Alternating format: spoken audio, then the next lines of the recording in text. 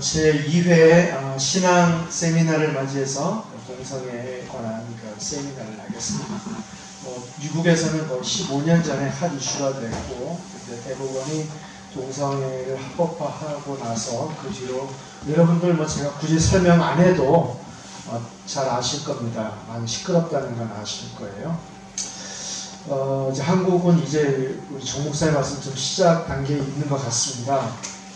드디어 2024년 7월 18일 한국 대법원에서 동성애 배우자를 사실상 부부와 동일한 지위에서 건강보험 혜택을 받도록 결정을 내립니다.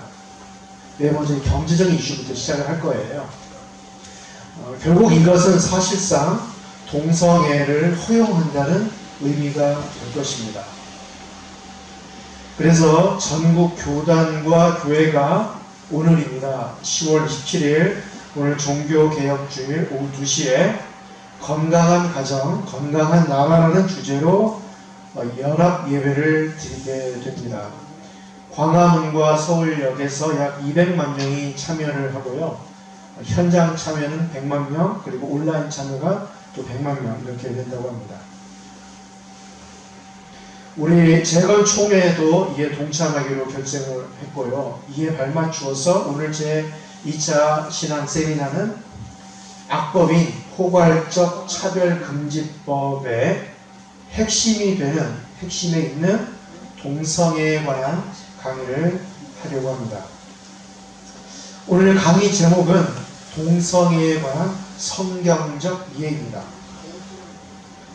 동성애에 관한 모든 것을 다 다룰 수는 없고요. 워낙 이 주제가 방대하기 때문입니다.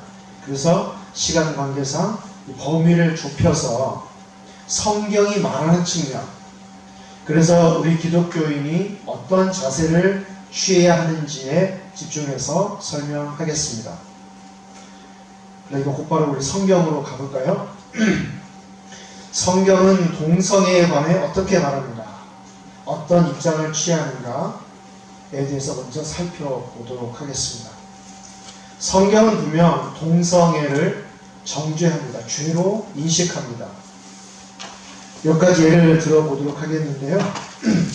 점심을 드시면 졸릴 수 있어요. 그러니까 우리 같이 읽어보는 게 좋을 것 같습니다. 창세기 19장 1절에서 11절까지 우리 같이 읽겠습니다. 시작! 천사가 소문에 앉아있다가 그들을 보고 있다가 영접하고 땅에 엎드려 절하며 이에 내 주여 종을 들고 들어와 아버지께 숨으시고 일찍이 일어나 아이들을 낳으소서. 그들이 이르되 아나라 일어나면서 바다에 세우리라.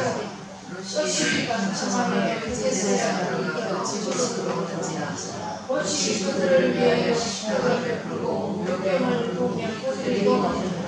그들이 묻기 전에 그 성사하고 뺏은 우리를 주문을 합류하고 먹는 자가 모여 그 집을 싸고 옷을 풀고 그에게 흙밭을 맘에 되게 하사를 요리하니 그러리가 사사하니 옷이 밖에 우리에게로 나와서 이 문을 닫고 전하니 내 인자가 하나님을 나눠주라. 내가 남자를 가까이 하지 않는다리라. 처음에 내가 그들에게 너희들의 종들을 그들에게 하고 이 사람들은 내 집에 거주지 이스라엘을 아무도 주지 말라. 그들이 이르되 너는 물러나라. 또 이르되 자가 들어서 거주하소서. 우리의 권한이 되라. 이제 우리가 그들보다 그를 더 헤아려 하고 옷을 입히며 가까이 가서 그분을 부수려고 하느니라. 그 사람들이 손을 들어서 치고 끌어들고 우리를 잡고 문밖에 그를 죄를 거듭하고 그런 어떻게 하냐. 그들이 뭉쳤으라고 내게 가져가라. 아브람과 롯이 헤어진 후에 롯은 잘 사는 소돔으로 가서 거기에서 살죠. 소돔은 당시 번창한 곳입니다. 매우 풍족한 곳이죠. 그래서인지 동성애가 성행했던 것으로 보입니다. 사람들은 풍족하고 돈이 있다 보면 엉뚱한 생각을 하는 가능성이 많습니다. 평범하고 자연스러운 것보다는 변태적인 것을 추구하려는 경향이 있죠. 소돔도 아마 그랬던 것 같습니다. 동성애자가 분명 소수이죠. 소수임에도 불구하고 이렇게 사회를 뒤흔들고 대법원까지 뒤흔들 수 있는 이유는 분명 돈이 많아서일 겁니다. 가만히 보면은요, 미국도 그렇고 직업이 좋은 사람들이 꽤 많아요, 동성애자들이. 그래서 돈으로 로비를 하다 보니 뒤에서 흔들 수가 있습니다. 그렇지 않고서는 이 소수 목소리를 일반적으로 묻히기 마련인데 이게 사회를 다 뒤흔든다는 것은 그만큼 권력과 뒤에 힘이 있다는 그런 의미죠. 자, 어쨌든 천사 둘이 소돔에 살고 있는 롯의 집을 방문합니다. 천사들이 들어온 그날 밤 군중이 롯의 집을 에워싸고 롯에게 방문자를 내놓으라고 합니다. 그들과 상관하겠다. 상관하겠다. 무슨 말일까요? 상관은 히브리어로 야다라는 동사인데요. 이 동사의 가장 기본이 되는 뜻은 알다입니다. 알다. 여기에서 여러 가지 의미가 파생하죠. 남녀 관계에서 알다. 지적으로 알다. 그래서 남녀 관계에서 안다라는 것은 결국 성관계를 뜻합니다. 그리고 분명 여기에서는 문맥상 성관계의 의미로 쓰였습니다. 소돔 사람들은 이 두 남자로 보이는 사자와 하나님의 사자와 성관계를 하겠다라고 했고 롯은 이것을 악으로 규정을 합니다. 그래서 자기 딸을 내주겠다고 하죠. 어쨌든 성경 흐름상 이곳에서는 동성애를 보며 죄로 간주하고 있습니다. 자, 다음으로 레위기를 볼까요? 레위기 18장 22절 말씀 같이 읽습니다. 시작. 너는 여자와 동침한 같이 남자와 동침하지 말라. 이는 가증한 일이다. 그 다음에 레위기 남자와 동침하면 둘 다 가증한 일을 행함인즉 반드시 죽일지니 자기의 피가 자기에게로 돌아가리라. 여기 가증하다라는 말은 악하다라는 뜻입니다. 여기서도 분명하죠. 다른 설명이 필요 없습니다. 남자끼리 성관계 하지 말라. 이는 악한 일이다. 자, 이 동성애라고 할 때에 자꾸 애 때문에 어떤 플라토닉, 남자끼리 플라토닉 러브를 한다거나 우정을 좋아한다 그런 의미가 아니에요. 살아간다는 것은 왜 동성애가 문제되냐면 남자끼리 또 여자끼리 성관계를 갖는다. 이게 포인트입니다. 단지 내가 감정적으로 좋아 이게 아니라 성관계를 맺는다. 이게 포인트예요. 이건 악한 일이다 라고 합니다. 자, 열왕기상 14장 24절 시작. 그 땅에 또 남색하는 자가 있었고 여호와께서 이스라엘 자손 앞에서 쫓아내신 국민의 모든 가증한 일을 우리가 온다가 하였더라. 본문은 솔로몬 왕의 아들 르호보암이 다스리던 시절 유다에 관한 이야기입니다. 여기서 분명히 뭐라고 했냐면 남색은 가증한 일이다 라고 했죠. 남자끼리 성관계 맺는 것은 가증한 일, 즉 악한 일이다 라고 분명히 나와 있습니다. 열왕기상 15장 12절 시작. 남색하는 자를 그 땅에서 쫓아내고 그의 조상들이 지은 모든 우상을 없애고. 본문은 유다왕 아사 시대의 이야기입니다. 유다에는 솔로몬이 죽은 다음에 남유다와 북이스라엘 나눠줬고 북이스라엘에 악한 왕들만 있었는데 남유다에는 그런대로 그럭저럭 좋은 왕들이 나왔습니다. 완벽한 왕은 없었어요.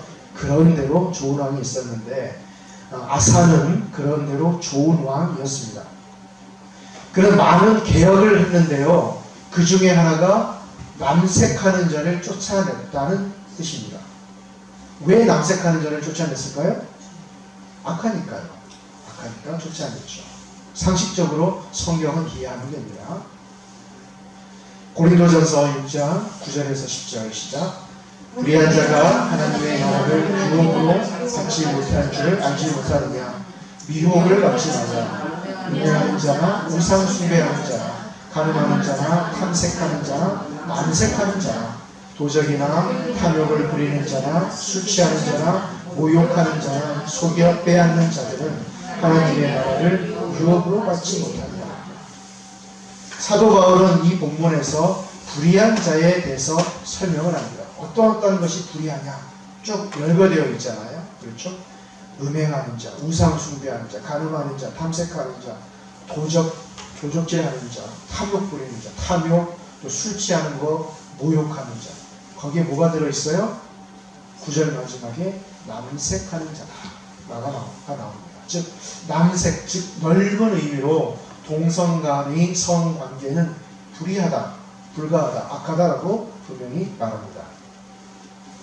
디모데전서 1장 9절에서 10절 시작. 알 것은 이것이니 율법은 옳은 사람을 위하여 세운 것이 아니요 오직 불법한 자와 복종하지 아니한 자와 경건하지 아니한 자와 죄인과 거룩하지 아니한 자와 망령된 자와 아버지를 죽이는 자와 어머니를 죽이는 자와 살인하는 자와 음행하는 자와 남색하는 자와 인신매매를 하는 자와 거짓말하는 자와 거짓 맹세하는 자와 기타 바른 교훈을 거스르는 자를 위하니. 자, 여기에서도 옳지 않은 일을 열거합니다. 그 중에 뭐가 들어있어요? 남색이 들어있습니다. 10절 초두에 보면 남색이 들어있잖아요. 음행하는 자와 남색하는 자와 이 모든 것도 앞에 있는 뭐 인신매매, 거짓말, 또 아버지를 죽이고 어머니를 죽이고 기타 등등 이 모든 죄 가운데에 들어있습니다. 동성 간 성관계는 그 무엇도 아닌 그냥 이것은 죄다. 하나님 앞에서 불의한 일이다 라고 성경은 분명히 말씀합니다.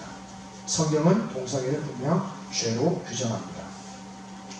바로 이 점을 이 동성애자는 무척 싫어하죠. 동성애가 죄라는 사실이 불편합니다. 과거에는 이 동성애를 음지에서 했습니다. 몰래 했었죠. 창피하니까. 남이 알면 수치스러우니까.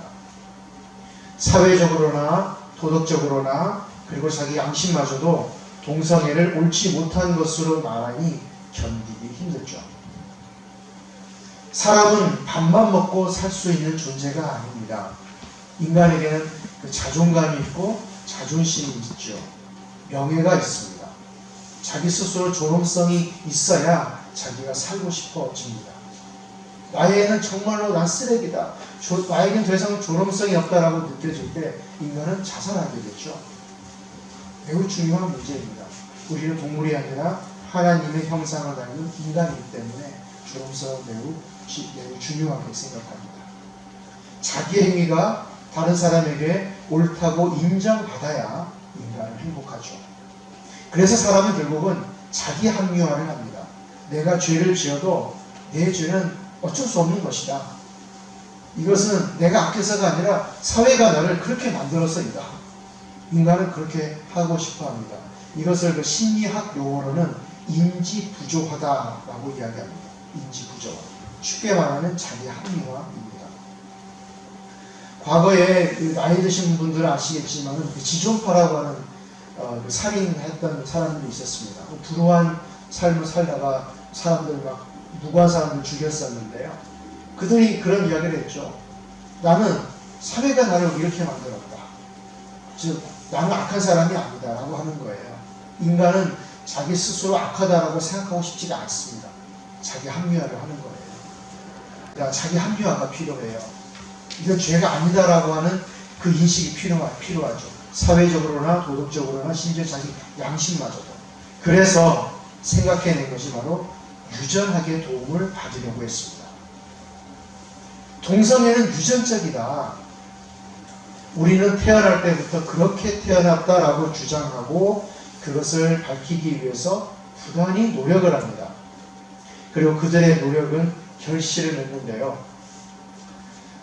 지금으로부터 약 30여 년 전 동성애를 다루는 그 정신과 의사들의 입장에서는 이것은 단지 정신질환의 한 형태로 인식을 했습니다. 동성애는 그냥 정신질환이다. 하지만 지난 15년 동안 이런 태도가 완전히 바뀝니다. 이제는 동성애는 치료받아야 할 그런 정신질환이 아니라 이것은 정상이다 라고 한다는 거죠. 왜요? 존엄성 때문에, 자존감 때문에. 오히려 이제는 거꾸로 되었습니다. 동성애에 반대하는 사람들이 이제 정신질환자가 됐습니다. 인클루시브, 즉 다른 사람을 포용할 줄 모르는 아주 좁은 마음을 가진 정신질환자라고 그렇게 이제는 거꾸로 되었죠. 동성애 혐오증은 동성애자에 대한 비이성적 두려움과 증오다라고 요즘은 그렇게 이야기를 합니다. 미국은 이미 다 이런 분위기예요.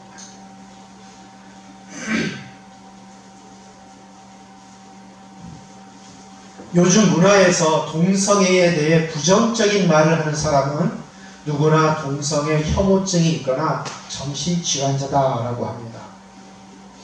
이 매스미디어는 동성애자들을 더 똑똑하고 더 행복하고 더 영리하고 더 세련된 사람으로 묘사하죠. 하지만 세상은 이런 사실을 모릅니다. 백인 남성 동성애자의 74%가 100명 이상의 파트너와 성관계를 맺습니다. 74%가 100명 이상. 오로지 동성애는 즉 남성 간의 성관계, 섹스를 위해 존재하는 거예요. 그리고 79%가 완전히 낯선 사람들과 관계를 가집니다. 43%가 500명 이상의 파트너와 성관계를 가지고요. 그리고 78%가 성병에 걸립니다. 89%가 마리화나를 사용하고요. 이거 대마초죠. 그리고 50%가 코카인을 사용합니다. 42% 동성애자가 우울증을 경험하고요. 그리고 18%가 자살을 시도합니다. 동성애 남성의 평균 사망 연령은 42세. AIDS에 걸릴 경우에는 39세로 떨어집니다. 보통 남성의 평균 사망 연령은 75세이고요. 레즈비언의, 즉 여성 동성애자들이죠. 레즈비언의 평균 사망 연령은 45세입니다. 보통 여성의 평균 사망 연령은 79세입니다. 남성 동성애자의 8%와 여성 동성애자의 7%만이 3년 이상 지속된 관계를 가집니다. 즉, 이 동성애의 기간이 매우 짧다는 거죠. 금방 사랑이 식어버리고 또 다른 사람과 성관계를 맺는 거죠. 평생 동안 상대방에게 충실하지 않다는 것입니다. 물론 이성애자도 결혼하고 이혼하고 그럴 수 있어요. 그런데 그 비율이 훨씬 더 작다는 겁니다. 그런데 이 미디어에서는 이런 사실을 전혀 다루지 않습니다. 학교 교육에서도 말하지 않죠. 동성애자는 보호받아야 되고 불쌍한 사람이고 정상이고 이런 측면만 말을 하지 이런 부정적인 측면은 다루지 않아요. 왜 그럴까요? 이들에게 힘이 있기 때문입니다. 이들의 힘이 있기 때문이죠. 로비를 많이 하는 겁니다. 자, 그렇다면 동성애는 과연 유전적일까? 많은 사람이 그렇다고 믿습니다. 게이 유전자가 발견되었다라고 동성애는 선천적인 것이라 어쩔 수 없다라고 그렇게 이야기를 하죠. 동성애를 옹호하기 위한 여러 가지 주장이 있었는데요. 그 중에서 가장 중요한 것은 1995년 미국 국립보건원의 딘 해머라는 과학자가 발표한 그 논문입니다. 이 사람은 동성애자 과학자였고요. 이 사람이 동성애 유전자가 있다라고 주장을 합니다. 그는 1993년에 40쌍의 동성애 형제를 가지고 조사를 했습니다. 이 40쌍 중에서 33명이 X 염색체의 XQ28V에서 특별한 유전자가 있다고 주장을 합니다. 그래서 동성애 유전자 때문에 사람은 태어나면서부터 동성애자가 된다고 주장하죠. 그러자 그 다음은 언론에서 이것을 대서특필합니다. 이런 게 나오자마자 지금 동성애 쪽에서 로비를 하는 거죠. 돈을 써서 언론을 장악을 합니다. 돈을 밀어붙여요. 동성애자들이 부자가 꽤 많습니다. 한국은 어쩔지 몰라요. 근데 미국은 많아요. 이들의 직업을 보면은 의사, 변호사 이런 사람들이 꽤 많습니다.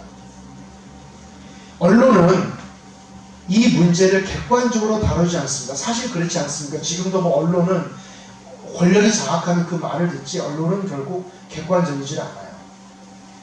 언론은 제대로 확인하지 않습니다. 결과를 과장합니다. 그래서 동성애 유전자가 발견되었다라고 대서특필합니다. 이 논문이 발표되었을 당시 과학계에서는 비판을 했습니다. 이 논문은 결함이 많은 논문이다. 게다가 해머 박사가 동성애자라서 더욱 신빙성의 의문을 샀습니다. 객관성의 의문을 샀죠. 당시 딘 해머 박사는 언론을 조정하는 일이 얼마나 쉬운지 자랑했습니다. 그는 동성애 모임에서 이렇게 떠벌렸습니다. 언론에 과학적 연구에 대해 조금만 털어놓으면 기자들이 알아서 잘 각색해서 써준다. 자, 이 사람 연구 이후로 중요한 또 다른 연구가 나옵니다. 앨런 샌더스 박사의 연구인데요. 이 사람은 미국 국립보건원의 연구원입니다. 이 해머 박사랑 같은 곳에서 일하는 그 연구원이었어요. 이 사람은 해머 박사의 연구를 조금 더 강력하게 뒷받침하려고 연구를 시작합니다. 해머가 한 연구를 그대로 다시 한번 하죠. 더 많은 표본으로. 해머는 44쌍이었는데 이 사람은 더 많은 표본으로 똑같은 실험을 합니다. 하지만 해머 박사와는 다른 결론이 나옵니다. 과학적으로 어떤 실험이 타당하다고 하기 위해서는 같은 실험을 반복했을 때 같은 결과가 나와야 합니다. A라는 사람이 이것을 실험을 해도 똑같이 A라는 결과가 나오고 B라는 사람이 실험해도 똑같이 B라는 결과가 A라는 결과가 나와야지 이것은 타당한 실험이고 이론화될 수 있습니다. 그런데 다른 결과가 나오죠. 샌더스 박사 이후에 조지 라이스라는 그 학자도 같은 연구를 합니다. 이 조지 라이스는 웨스턴 온타리오 대학교의 신경학 교수입니다. 이 사람도 해머의 연구를 좀 더 강력하게 뒷받침해 주려고 연구를 합니다. 즉 동성애 유전자를 부정하기 위해서가 아니라 해머 연구를 조금 더 강력하게 뒷받침해서 동성애 유전자가 있다고 더 확실하게 못을 받기 위해서 연구를 합니다. 도와주려고.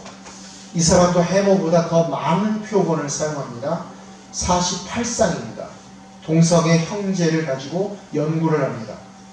해머가 했던 실험을 그대로 재현했습니다. 역시 동성애 유전자를 발견하지 못했습니다. 샌더스나 라이스 박사 모두 동성애를 반박하려고 연구하지 않았습니다. 동성애를 지지하려고 연구했고요. 그런데 그들 모두 실패했습니다.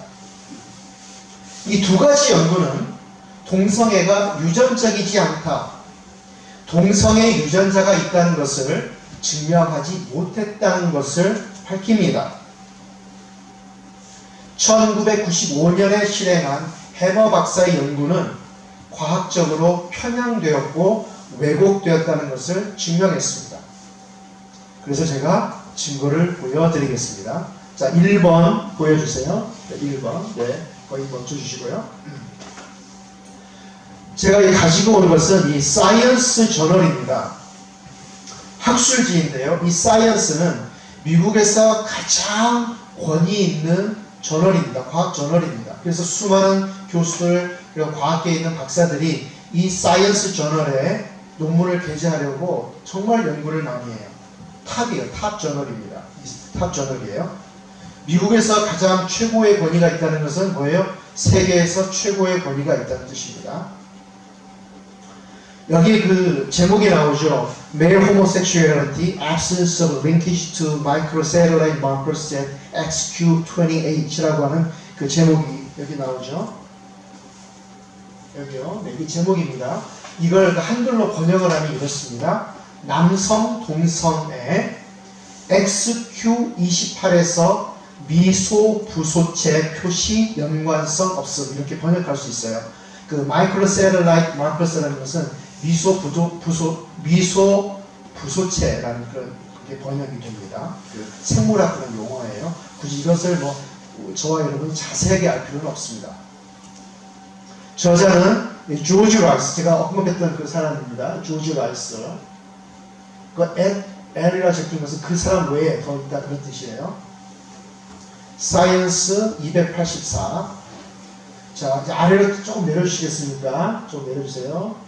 좀 더 내려주세요. 조금 더요, 조금 더요, 조금 더 내려주세요. 더 내려주세요. 네. 자, 여기에서, 자. 여기 제가 하이라이트를 해놓은 부분만 여러분이 이렇게 좀 보시면 되겠습니다. 4명의 과학자가 참여했습니다. 그 사람의 이름이 나와 있죠. 조지 라이스, 캐럴 앤더슨, 닐 리치, 그 다음에 조지 에버스. 이 4명의 과학자가 나왔습니다. 그리고 나서 조금 더 올려주시겠습니까? 올려주세요.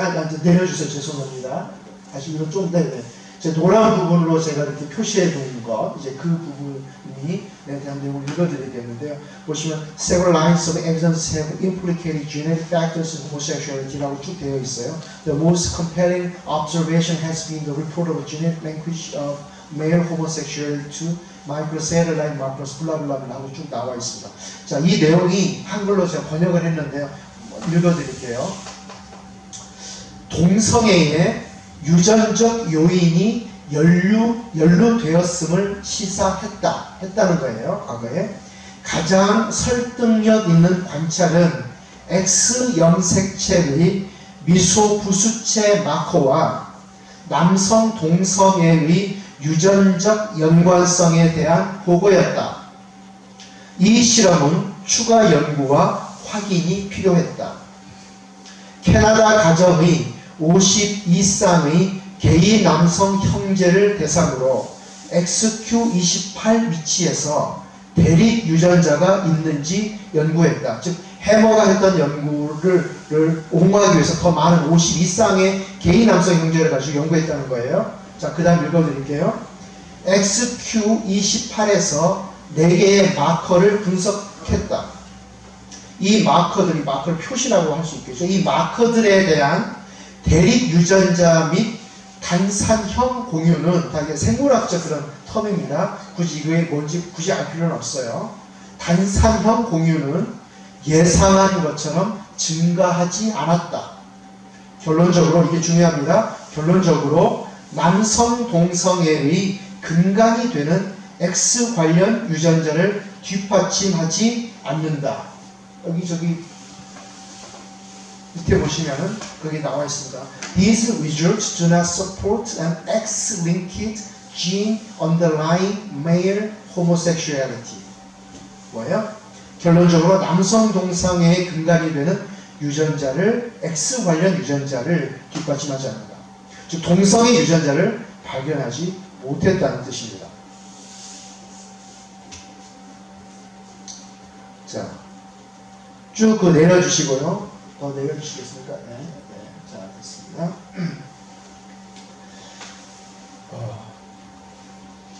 반면에 친형제와 입양형제에서 남성 동성애 비율이 이 부분은 여기가 좀 더 위에입니다. 좀 위에 올려주시겠어요? 약간 온디아들 이 부분입니다. 반면에 친형제와 입양형제에서 남성 동성애 비율이 유사하다는 점과 동성애에 대한 가족 및 쌍둥이 연구의 방법론적 불확실성은 동성애에 대한 유전적 역학적 근거를 받아들이는 데 신중해야 함을 시사한다. Suggests caution in accepting a genetic basis for homosexuality. 이렇게 나오죠. 자, 그러므로 동성의 유전자가 있다고 말해서는 안 된다는 것입니다. 자, 아래로 쭉 더 내려주시겠습니다. 아까처럼 더 내려주겠어요. 네네. 자, 여기에서 네, 거기 맞습니다. 좀 더 올려주겠어요. 노란 것 보이시죠? 네. 자, 여기에서 쭉 연결되는 그 하이라이트하는 그 부분인데요. It is unclear why our results are so discrepant from Hammer's original study because our study was larger than that of Hammer. 이 부분이에요. 이 부분을 해석한 걸 읽어드리겠습니다. 우리가 한 연구 결과가 해머가 원래 했던 연구 결과와 왜 그렇게 다른지는 모른다.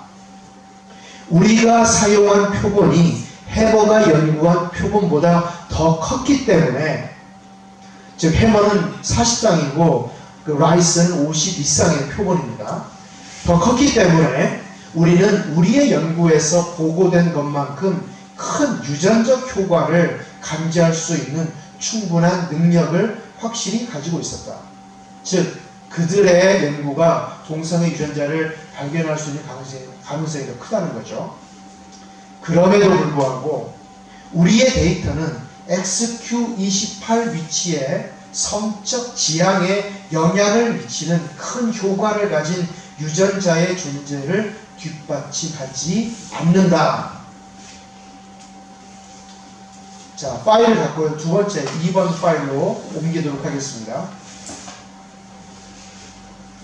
자, 이 글도 마찬가지로 똑같이 사이언스, 그 미국 그 세계 탑 저널에 실린 그 글입니다. Genetics and Male Sexual Orientation. 제목이 그거예요. 번역하면은요, 유전학과 남성의 성적 지향, 그런 뜻입니다. 이 글은 앞에서 설명했듯이 동성애 과학자인 해머가 썼습니다. 이 글의 그 전반부는, 저널 앞부분은 해머가 동성애 유전자가 있다고 밝히려고 노력했던 그 내용이 나와요. 이 내용을 읽어보면 동성애 유전자를 밝히기 위해 얼마나 필사적이었는지 알 수 있습니다. 그리고 이 저널의 후반부는 해머의 실험에 대한 다른 과학자들의 응답이 나오는 것입니다. 이 과학자들의 이름은 조지 라이스, 닐 리쉬, 그 다음에 조지 에버스, 이 세 명의 과학자입니다. 그리고 이들은 해머의 실험에 대해서 합리적인 비판을 합니다. 밑으로 쭉 내리면 결론이 나오는데 쭉 내려주시겠어요? 노란 것 하이라이트 된 데까지 쭉 거기입니다. 자, 조금만 더 밀어 내려가 보시겠습니까? 더요. 네, 가운데에서부터 글씨가 쭉 있죠. 노란 색깔로 되어 있는데, 네, 거기서부터, 네, 여기서부터 이제 위로 쭉 이렇게 시작이 됩니다. 글이. 자, 이 부분을 보면은 We still contend that X-linked gay gene could not exist in the population with any size or frequency due to the strong selection against it. 이런 내용인데요. 무슨 말이냐면 우리는 여전히 X형 색채와 관련한 게이 유전자가 없다고 주장한다. 그 다음에 네, 두 번째 이 내용입니다. 이 내용 뭐라 적혀있냐면 We were unable to confirm evidence for XQ28 linked locus underlying male homosexuality. 이런 내용이에요. 무슨 내용이냐면 남성 동성애자에게 XQ28과 관련한 동성애 유전자에 대한 증거를 확인할 수 없었다. 샌더스 외 다른 과학자들도 우리와 같은 결론에 도달했다. 그리고 3명의 과학자가 이 연구에 참여합니다. 그들의 이름이 여기 나와 있어요. 이들이에요. 잘 안 보일 텐데 제가 읽어드리면 그 조지 라이스, 이 사람은 웨스턴 온타리오 대학교의 임상신경과학과 교수입니다. 그 다음에 닐 리쉬, 이 사람은 스탠포드 의대의 유전학과 교수이고요. 그 다음에 조지 에버스는 웨스턴 온타리오 대학교의 이 사람도 신경과학과 교수입니다. 이 과학 논문에서 보듯이 게이 유전자, 즉 동성애 유전자는 없습니다. 최소한 발견되지 않았습니다. 아직까지. 그리고 사실 해머 박사도, 즉 원래 동성애 유전자를 있다고 주장했던 그 해머 박사도 나중에는 자기 연구가 잘못되었다라고 인정했습니다. 그래서 이 문제를 놓고서 해머 박사에게 기자가 이런 질문을 합니다. 박사님, 자기 연구에 문제가 있다고 인정했는데 그럼 앞으로 어떻게 할 거냐? 그러자 해머 박사와 차별금지법 운동에 참여한 사람들이 이렇게 응답을 합니다. 그거 이미 끝난 문제다. 사람들은 이미 동성애 유전자가 있다고 믿고 있다. 어쨌든 이번 건으로 인해서 우리 동성애자들의 삶을 더 쉽게 만들었다.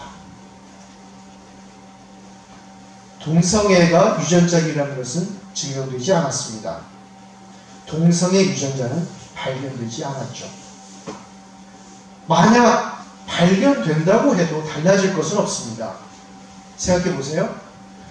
탐욕을 좋아하는 사람이 있어요. 그래서 우리 탐욕 좋아하는 거 이게 죄성이 느껴진단 말이죠. 그렇죠? 탐욕을 좋아하는 거, 거짓말을 좋아하는 사람, 양심의 가책이 느껴요. 죄성 때문에 자기 존엄성이 훼손돼요. 그래서 어떻게 하든 이걸 합리화시키기를 원했어요. 그래서 과학자들 막 동원해서 하다 보니까 탐욕을 좋아하는 그 유전자가 XQ27에서 발견이 됐어요. 탐욕을 좋아하는 유전자가 발견된다고 해서 어쩔 수 없다는 이유로 탐욕은 나쁜 게 아니야, 선천적인 거니까 선한 것이다 라고 할 수 없습니다. 그럴 수 없죠. 미워하는 유전자가 발견된다고 해서 어쩔 수 없다는 이유로 이게 선하다고, 미움이 선하다고 할 수는 없습니다.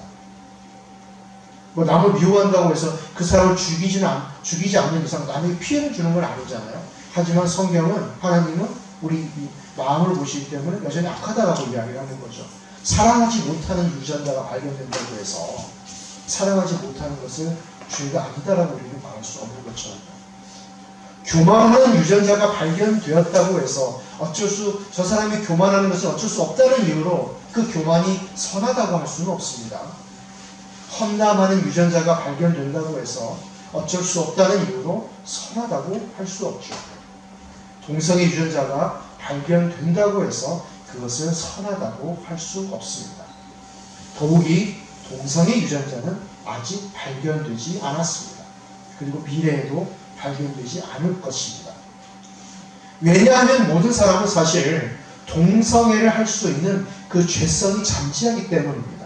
그 죄성이 너무 작아서 나에게는 없는 것처럼 보일 수도 있어요. 하지만 누가 알겠어요? 그렇죠? 그런 잠재성이 모든 사람에게 다 있을 수가 있어요. 자, 원래 파일로 한번 가보겠습니다. 지워주시고요. 원래 했던 대로 가겠습니다. 자, 로마서 1장 18절에서 20절을 우리 같이 읽겠습니다. 시작.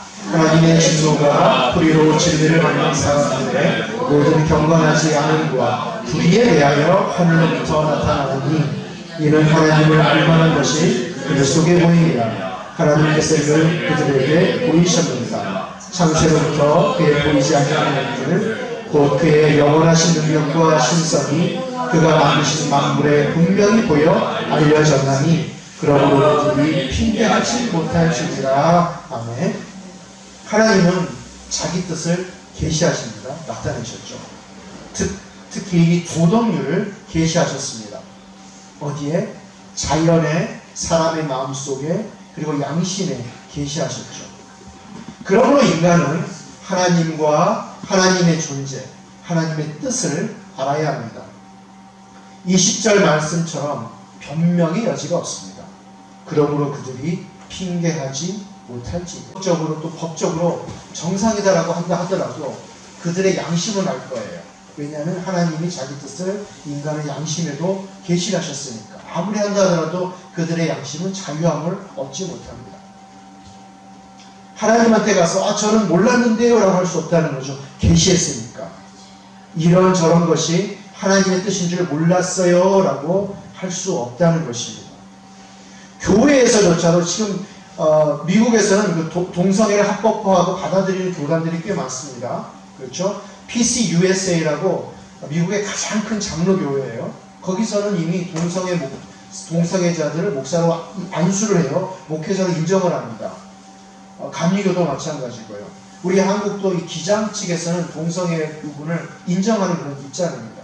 그래서 교회에서조차 동성애 괜찮아, 하나님이 주신 선천적인 거야라고 말을 한다고 해서 교회에서 저렇게 말했습니다. 아주 하나님 앞에 가가지고 그런다고 하나님은 아니다. 난 너의 양심 속에 분명히 그 가책을 느끼는 그 무언가를 주었다라고 말씀하실 거예요.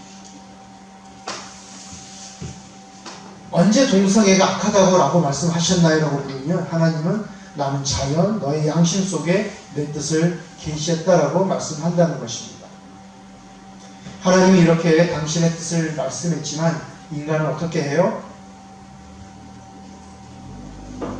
인간은 인간의 사악함으로 진리를 억누른다라고 하죠.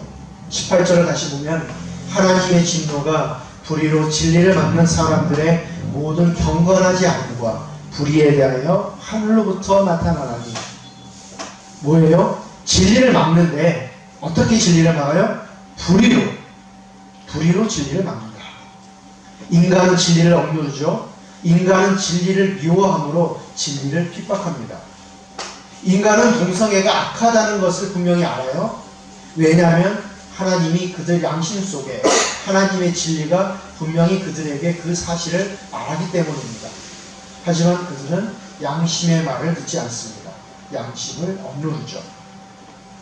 21절을 보면 하나님을 알되 하나님을 영화롭게도 아니하며 감사하지도 아니하고 오히려 그 생각이 허망하여지며 미련한 마음이 어두워졌나니. 그들은 자기 양심과 마음을 스스로 어둡게 합니다. 그래서 하나님은 사람을 그들이 원하는 대로 내버려 둡니다. 하나님은 인간에게 자유의지를 주셨기 때문에 억지로 인간의 마음을 조정하지 않습니다. 24절을 보십시오. 그러므로 하나님께서 그들을 마음의 정욕대로 더러움에 내버려 두사 그들의 몸을 서로 욕되게 하게 하셨으니. 죄에 대한 형벌은 그저 자기가 원하는 대로 하도록 내버려 두는 겁니다. 방관하는 거예요. 그게 죄에 대한 형벌입니다. 그래서 사람들은 동성애를 추구하죠. 26절, 27절 같이 읽습니다. 시작. 이 때문에 하나님께서 그들을 부끄러운 욕심에 내버려 두셨으니 곧 그들의 여자들도 순리대로 쓸 것을 바꾸어 영리로 쓰며 그와 같이 남자들도 순리대로 여자 쓰기를 버리고 서로 향하여 음욕이 불릴 듯하며 남자가 남자와 더불어 부끄러운 일을 행하여 그들의 그릇 때문에 상당한 고음을 그들 자신이 받았느니라. 남자나 여자나 순리대로 살아야 합니다. 남자는 여자와 성관계를 맺고 여자도 남자와 성관계를 맺는 것이 순리있죠. 그런데 사람들은 순리대로 쓰지 않는다고 합니다. 남자가 남자와 더불어 부끄러운 일을 행하고 여자가 여자와 더불어 부끄러운 일을 행한다라고 합니다. 이것은 순리를 따르지 않는 행위입니다. 우리 인간은 다 피조물이고 하나님은 창조주예요. 창조주는 순리를 만드셨어요. 질서를 만드셨어요. 벗어나지 말아라. 우리는 그 질서를 따라야 할 수밖에 없습니다. 왜냐하면 이 세상은 우리가 만든 것이 아니기 때문에. 성경은 동성애가 하나님의 뜻에 반하는 타락이라고 분명히 말합니다. 하나님의 뜻에 반하는 모든 것은 죄입니다. 동성애는 그냥 죄에 불과하죠. 인간의 양심과 특별 계시에 계시된 진리를 억압하여 발생한 죄입니다. 그러면 우리 그리스도인은 이런 위험한 세상에서 무엇을 해야 할까요? 이 변질된 세상, 위험한 세상에서 우리는 어떻게 해야 할까요? 마지막으로 총 3가지의 어떤 적용을 말씀드리고 마치도록 하겠습니다. 첫째, 마음을 지키라. 동성애에 빠지지 않도록 마음을 지켜야 합니다. 또는 동성애가 괜찮다는 주장에 미혹되지 않도록 마음을 지키라. 부산대 교수 김원평 박사에 따르면 사람들은 환경에 영향을 받습니다. 어떤 집단에 속해 있고 어떤 문화에 살고 있느냐에 따라 생각이 달라지죠. 그런데 안타까운 소식이 있습니다. 세상이 동성애에게 점점 더 호의적으로 변합니다. 동성애자들은 하나님의 법을 어긴 자로 여겨지지 않을 것입니다. 동성애는 자연스러운 것으로 심지어 하나님이 주신 선물로 앞으로는 여겨질 겁니다. 그래서 먼저 자기 마음을 지켜야 합니다. 혼탁한 세상에서 진리를 붙잡아야 하죠. 둘째, 동성애자들은 동정하되 동성애는 미워하라. 그동안 이 교회도 문제인데요. 그동안 교회는 이들을 거부하는 태도를 취했습니다. 이들에게 다가가지 않습니다. 이들도 동성애자도 하나님의 형상으로 지음받았는데 불쌍히 여기지 않고 사랑하지 않습니다. 하나님은 모든 불완전한 사람을 사랑하십니다. 우리 불완전한 인간을 구원하시죠. 우리는 모두 죄인이고 모두 다 불완전한 사람입니다. 동성애자와 마찬가지로 우리도 모두 그리스도의 피로 구원받아야 할 죄인입니다. 동성애가 죄이긴 하지만 그게 유일한 죄도 아니고 가장 극악무도한 죄도 아닙니다. 하나님에게서 떠난 인간은 여러 가지 형태의 죄의 열매를 맺습니다. 우리 인간의 본질, 이 본성이 죄로 있기 때문에 그 열매를 맺는 거예요. 어느 쪽으로 열매를 맺냐면 자기에게 약한 쪽으로 그 열매가 나타나게 됩니다. 살인, 또 도둑질, 미움, 탐욕, 허영심이라고 하는 그 열매를 맺어요. 어떤 사람은 살인을 하지는 않아요. 미워하지도 않아요. 그런데 그쪽은 강해요. 하지만 허영심이라는 부분이 좀 약해요. 그래서 탐욕이라는 부분이 약해. 그래서 그쪽으로만 막 나의 죄성이 막 가는 거예요. 그쪽이 너무 많아요. 동성애를 하지 않아. 이성애자예요. 그럴 수 있어요. 이것들 모두 동성애와 마찬가지로 죄입니다. 동성애라는 죄를 짓지는 않지만 이웃을 사랑하지 못하는 죄를 짓는 사람이 있습니다. 동성애라는 죄를 짓지 않지만 물질에 대한 탐욕의 죄를 짓는 사람이 있죠.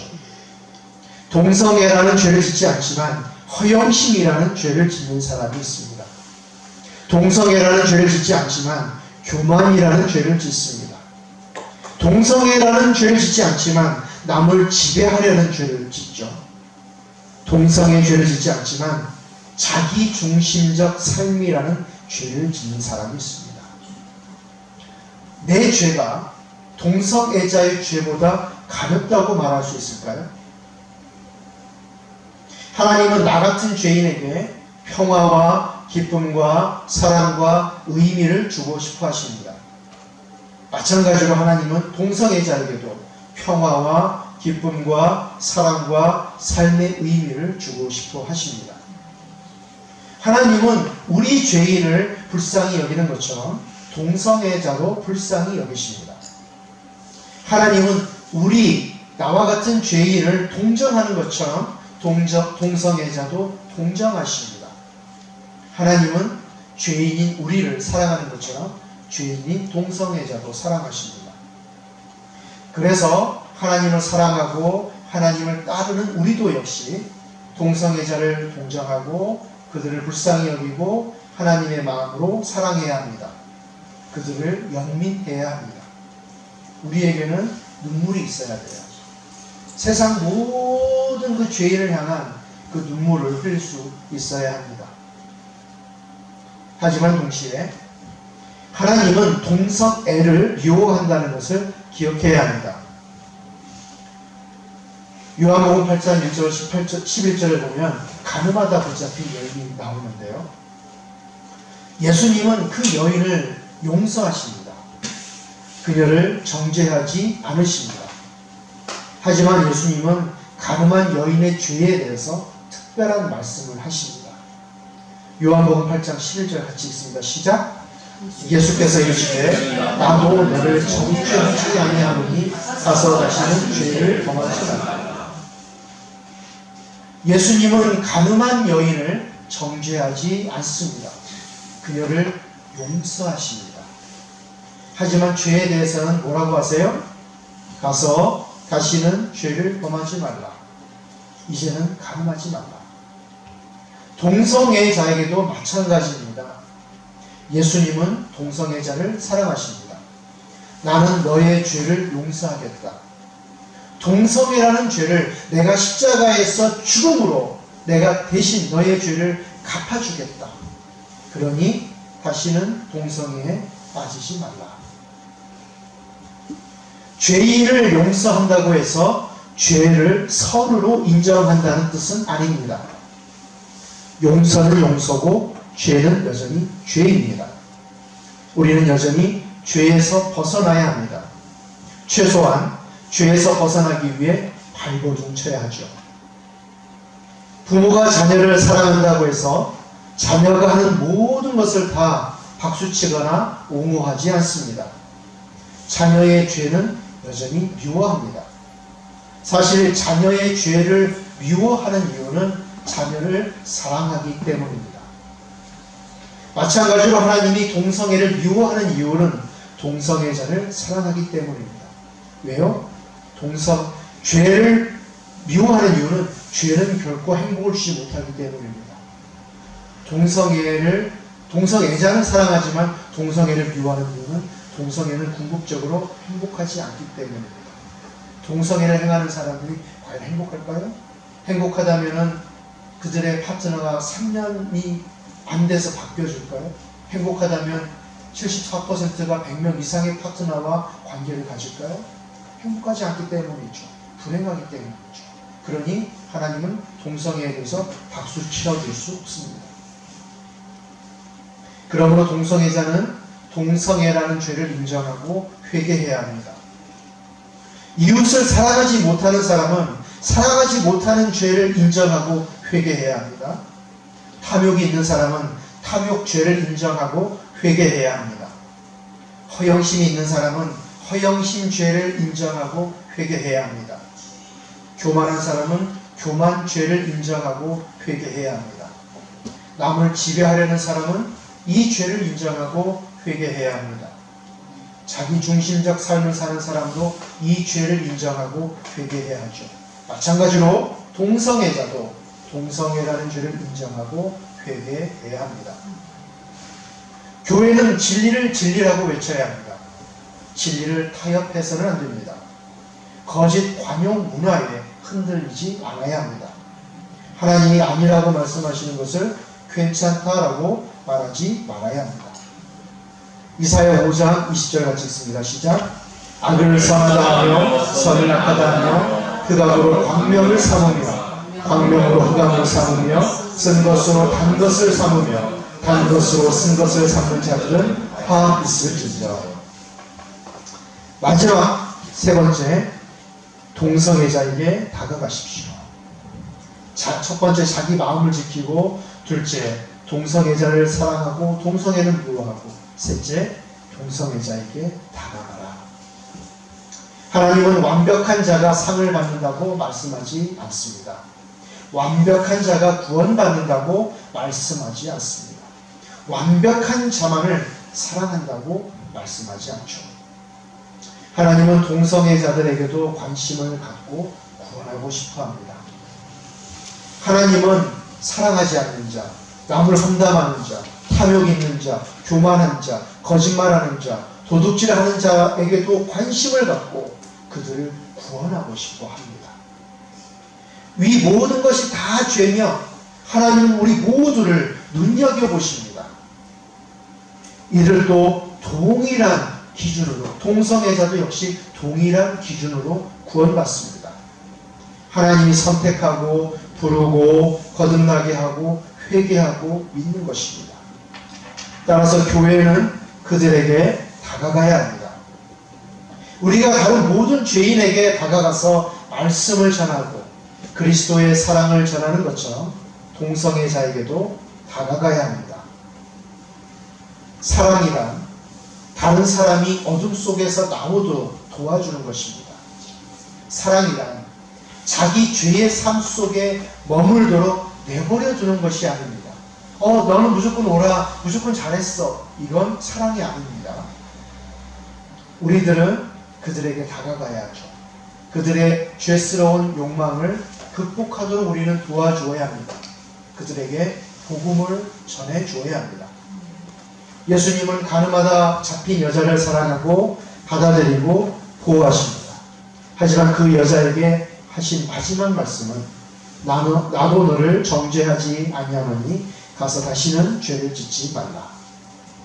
우리는 죄악스러운 생활 방식을 떠나고자 하는 사람들에게 빛의 등대가 되어야 합니다. 모든 사람에게 예수를 전해 그들의 삶을 자유롭게 하고 죄에서 해방하고 그리스도 안에서 새로운 피조물이 되도록 하십시다. 기도하도록 하겠습니다. 하나님 아버지, 혼탁한 세상에 살고 있습니다. 미국은 15년 전에 이미 차별금지법, 동성애 합법화되었고 한국도 지난 7월에 동성애를 이제 인정하기 시작을 했습니다. 이런 혼탁한 세상에서 우리 그리스도인들은 동성애에 대해서 올바른 관점을 가지고 그들을 그리스도의 사랑으로 치료하고 도와주는 그런 일을 감당할 수 있도록 하나님 인도하여 주시옵소서. 예수님 이름으로 기도합니다. 아멘.